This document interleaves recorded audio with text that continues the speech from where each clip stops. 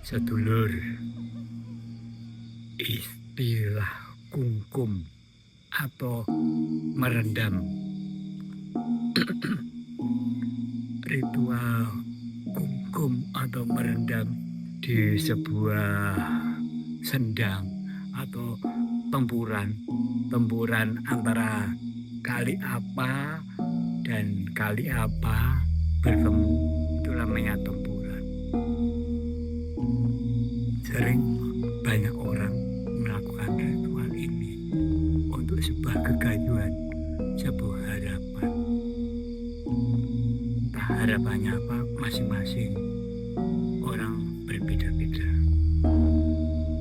Ini yang terjadi pada Pak Andi. Pak Andi itu seorang pedagang yang istilahnya menyalurkan, menjual hasil bumi. Akhir-akhir ini sangat sepi banget. Terus saran dari temannya disuruh untuk melakukan ritual kungkum. Dan oleh Pak Andi disanggupi ritual ini. Dia mengajak istrinya, Indah namanya, dia biasa dipanggil Bu Indah. Sebenarnya Bu Indah sendiri tidak mau. Bu Indah sendiri ada orangnya sangat religius, sangat agamis sekali. Tapi karena Pak Andi yang sangat memaksa, ya dengan terpaksa juga Bu In mengikuti kemauan Pak Andi. Sandari temannya, Pak Andi disuruh untuk ritual kungkum di sebuah sendang yang sangat jauh banget, tapi masih dalam satu kota. Dari perjalanan malam hari, dari jalan aspal masuk ke jalan yang dalam masih kondisi jalan tanah. Dan tanah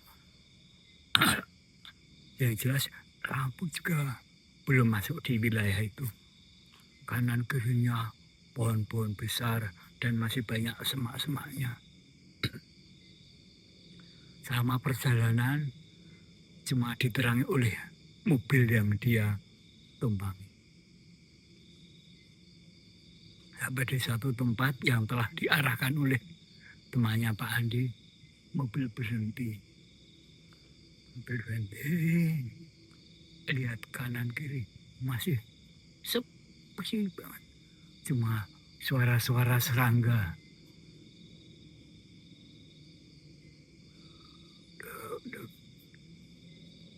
Pak Andi mulai membuat senternya dan lihat kanan kiri. Istrinya mengikuti. Terus tibalah di sebuah sendang. Ya, untuk kondisi tempatnya, sendang itu dipagari dengan tembok-tembok yang masih dalam kondisi bangunan lama. Lumut-lumut banyak menempel di tembok-tembok. Dari jalan atas menuju sendangnya itu bebatuan yang sangat basah, licin dan juga banyak lumut-lumutnya. Di belakang, di latar belakang sendang sangat menjunjung tinggi pohon beringin dengan akar yang bergelantungan. Ya, tahu kondisinya itu, Pak Andi mengantarkan istrinya Bu In itu kembali ke mobil. Kembali ke mobil. Terus karena sangat lelah, Bu In tiduran di mobil. sementara Pak Andinya melakukan ritual kungkum. Pintu sudah dikunci semua. Yang demikian juga yang karena sama Bu itu.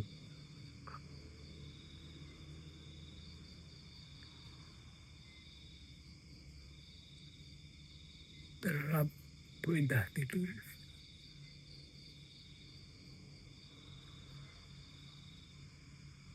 Ketika Bu Indah terbangun, dan dia pikir, loh, kok suaminya sudah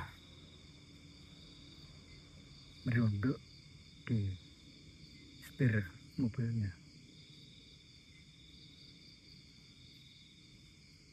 Bu Indah berpikir, wah, mungkin terlalu dingin. Pak Andinya tidak jadi melakukan ritual batin Bu Indah. Bu Indah kembali untuk tidur lagi. Tiba-tiba tangan Pak Andi meraba-raba tubuhnya Bu Indah. Bu Indah merasa janggal.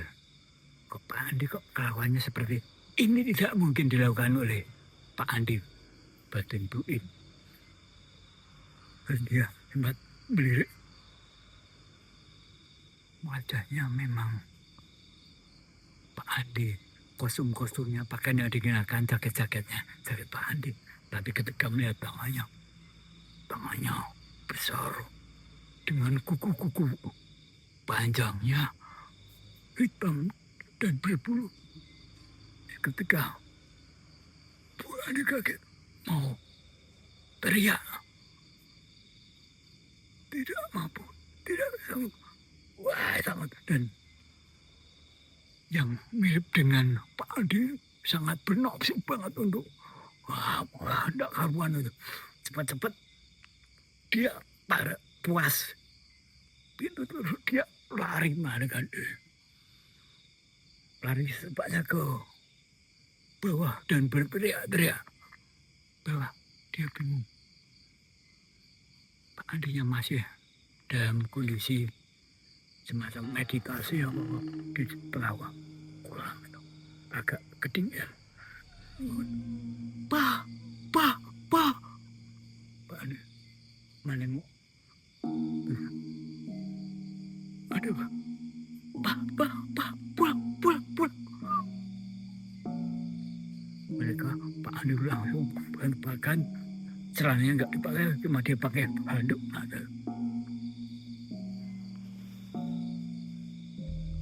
Dalam perjalanan menuju mobilnya, Bu In bercerita tentang makhluk.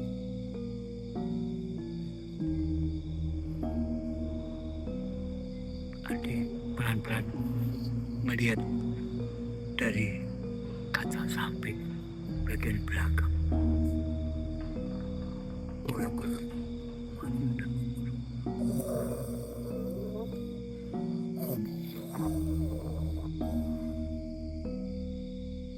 Kelihatannya si Gendro itu sangat marah. Terus Gendro jadi asap keluar dari sela-sela lubang-lubang yang ada di dalam mobil.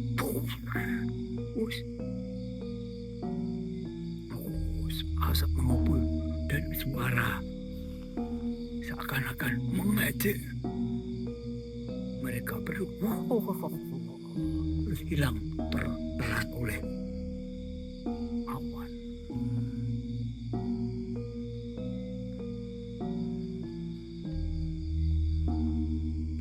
Tidak hanya berhenti di sini, sampai di rumah selama 4 hari berturut-turut. Gendro itu keluarga Pak Andi. Suara-suara yang gemuruh. Setiap habis maghrib, rumahnya itu yang bisa mendengarnya 2 orang. Bu Indah dan Pak Andi. Suara-suara itu sangat mengganggu sekali. Sedulur, ini jelas bisa dikatakan jalan pintas. Tidak pas melakukan hal-hal seperti ini. Mau dapat rezeki, ya berusaha. Pasti Tuhan akan mengabulkan. Yakinlah itu.